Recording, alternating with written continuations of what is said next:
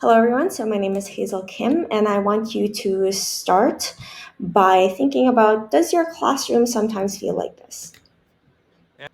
Effort to alleviate the effects of the anyone, the Great Depression, past the anyone, the tariff bill, the Hawley-Smoot Tariff Act, which anyone raised or lowered, raised tariffs in an effort to collect more revenue for the federal government.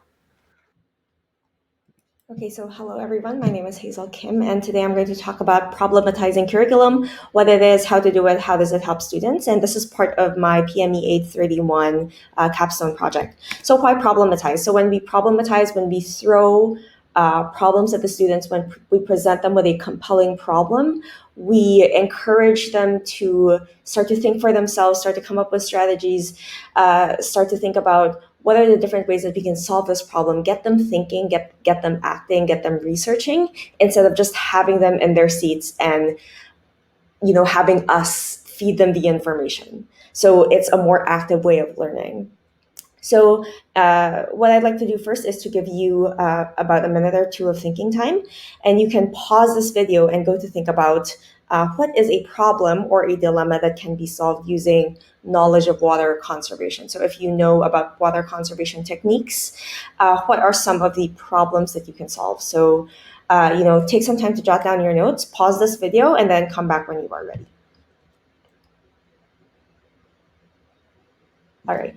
And so I think that when we give students a problem, there is something called instant engagement. So instead of saying, well, today we're going to learn about water conservation, we can say, what is the best way to conserve water?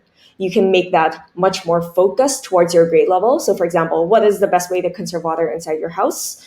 If you're doing something for younger students, for example, or to take a more like social studies bent, you can go up and say, scientists say that Sao Paulo will run out of drinking water in the next 5 years. So what are some ways to solve that? So depending on the level of your class, their interests, what they like, what they don't like, what you're trying to teach them, you can tailor your problem to kind of hit that more directly.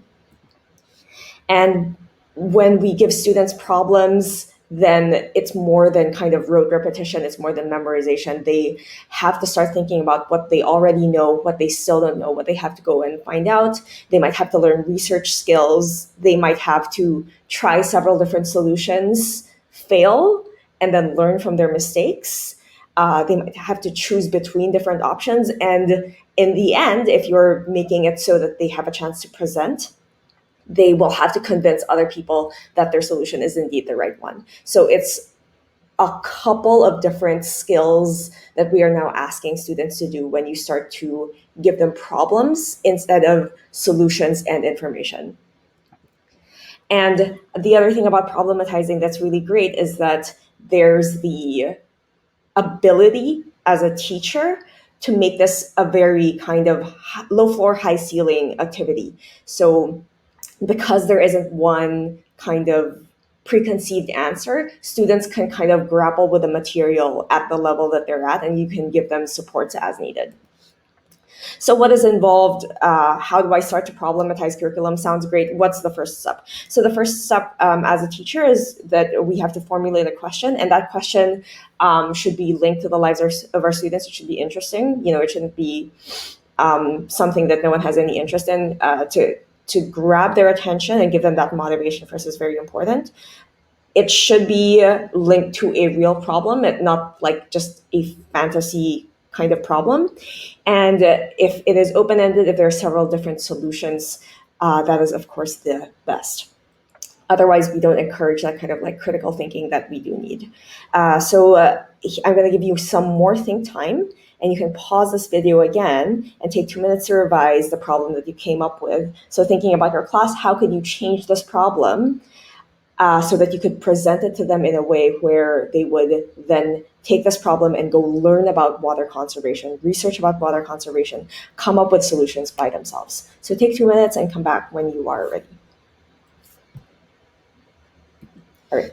Now, after you formulated the question, what you will do next is kind of bring your class or support your class as they go through the design phase. And this is taken from the STEAM kind of framework of how you can go about designing a solution. So as a teacher, what I would do is I might kind of discuss these stages as they go along, in language that's friendly to your classroom, kind of tell them what does each stage do and what are the different actions or different steps that they can take at each stage. Also important is that this isn't a linear process, that students are encouraged to kind of bounce back and forward as they find more problems, more solutions, if they encounter setbacks, and so on. And as a teacher, what do you do now that the students are now that the students are kind of going out and finding this information by themselves? What do we do? Well, we teach some skills. So teaching goal setting, which comes from self-regulated learning, teaching them research skills, how to research, how to cite data, finding more sources, evaluating sources, so on and so forth. Thinking critically, so finding out how to evaluate a solution, whether it's good or it's bad, taking more than one viewpoint into consideration, having the students kind of come up with rubrics together to evaluate their work would be a really good way to do this. And finally, so teaching mindset, particularly growth mindset, encouraging students to fail, learn from their failure, and try again, and making it a very safe space, kind of emotionally and socially, where they can go and try out different things without the fear of too much failure. And then finally, the last step is for the students to present their work, where you will give them feedback, they will give themselves feedback, they will get feedback from their peers, they get to present their work to a larger community, perhaps a school, perhaps the neighborhood in which you are located, and then they reflect on their own learning. So those are the three main steps. Is there any risk involved for us teachers? Of course, yes, there is. It's something that is new and it is scary. So if you're like me and you've kind of starting to have a little bit of you already have a way of doing things that you don't really want to change. This can come across as something that might be slightly threatening because it's new again. The other thing is that there is a learning curve going forward, both for students and for teachers, because it's a new way of doing things. And finally, that there are time constraints, that this is a much more, in its own way, like a time-consuming process, because students are learning deeper in a way. So there is a lot more to be doing. And all of those are just risks that we have to kind of grapple with as we go through this process. So instead of asking you to, dive headlong into the design process or into problematizing, there are ways to kind of nudge your way into it, or to just shift your planning process a little bit so that the risk is not too much at a time. The first thing is to start small, or so to start with just one lesson or a simple question. I like to do pre-assessments with my students where you just raise your hand, ask them if this is a question or this is a problem that they think is very interesting or not, and seeing with a number of hands, seeing how much engagement you get. You can teach them the design process one part at a time and not even kind of next to one another. You can teach them different parts of it or different stages. And the last one is just shifting your mindset. So instead of going from a top-down model where the teacher has all the knowledge and then the students just sit and learn, think about, how can my students find out about this? What scenarios can I present to them where they will be interested in this and they will go and find out more by themselves?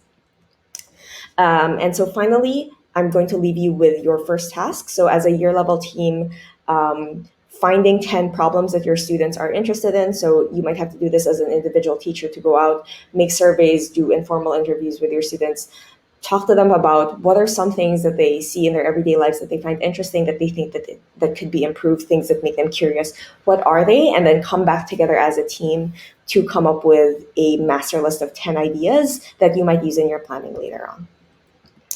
Finally, I'm going to leave you with a quote, and that is, if we are afraid to take risks, our students will never learn to. So the experience of our students is highly contingent on our effort as teachers. And when we try something new, we also encourage them to try something new. Thank you very much. I am open to any questions. If you have, you can message me or email me. My email is in this post below. Thank you so much.